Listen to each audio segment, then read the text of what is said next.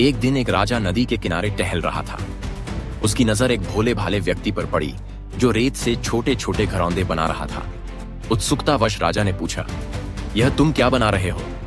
उस आदमी ने बड़ी मासूमियत से उत्तर दिया, स्वर्ग के घर।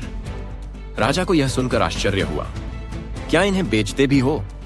आदमी बोला, हाँ क्यों नहीं, आप कितने का लेंगे? राजा ने मजाक में कहा, 1 स्वर्ण का। यह कहकर राजा हंस पड़ा और आगे बढ़ गया। कुछ देर बाद रानी भी उसी रास्ते से गुजरी। उसने भी उस आदमी को रेत के घर बनाते देखा और वही सवाल पूछा। उस व्यक्ति ने रानी को भी वही जवाब दिया। रानी को उसकी मासूमियत पर दया आ गई और उसने उसे 10 सोने के सिक्के दे दिए। उस आदमी ने एक घर उठाया और उस पर निशान बना दिया। उस रात राजा ने एक अजीब सपना देखा। उसने खुद को स्वर्ग में पाया जहां अनगिनत सुंदर घर थे। उनमें से एक घर उसे अपनी रानी का दिखाई दिया। जैसे ही वह उस घर में प्रवेश करने लगा, एक पहरेदार ने उसे रोक दिया। राजा ने कहा, यह मेरी रानी का घर है और रानी मेरी है, तो यह घर भी मेरा हुआ। पहरेदार ने विनम्रता से कहा, पृथ्वी लोक में तो ऐसा होता होगा महाराज, लेकिन यहाँ के नियम अलग हैं। राजा यह सुनकर बहुत निराश हुआ। सुबह होते ही राजा व्याकुल होकर सीधे रानी के महल पहुंचा और पूछा, कल तुमने नदी किनारे उस आदमी से रेत का घर खरीदा था क्या? रानी ने कहा, हाँ मैंने खरीदा था। राजा ने अपना माथा पकड़ लिया और सोचने लगा कि अब वह आदमी वहां मिलेगा भी या नहीं। फिर भी उसने सोचा कि जाकर देखना तो चाहिए। अगले दिन बेचैन राजा फिर नदी की ओर चल पड़ा।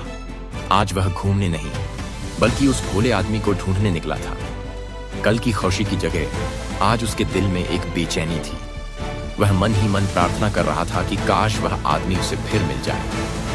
नदी किनारे पहुंचकर उसने देखा कि वह वृद्ध वहीं बैठा अपना काम कर रहा है। राजा उसके पास गया और फिर से पूछा, क्या कर रहे हो? आज उसका दिल जोर से धड़क रहा था। उसे डर था कि कहीं वह कुछ और न कह दे, लेकिन उम्मीद थी कि शायद वही जवाब मिले। वृद्ध ने शांति से वही उत्तर दिया, स्वर्ग के घर बना रहा हूं। राजा को थोड़ी राहत मिली। उसने पूछा, अच्छा बेचते भी हो?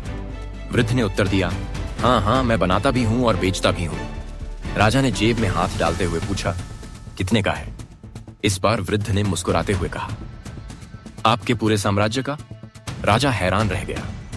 कल तो तुम 10 स्वर्ण सिक्के का बता रहे थे। वृद्ध ने कहा, जनाब कल मामला बिना देखे था, आज आप सौदा देख कर आए हैं।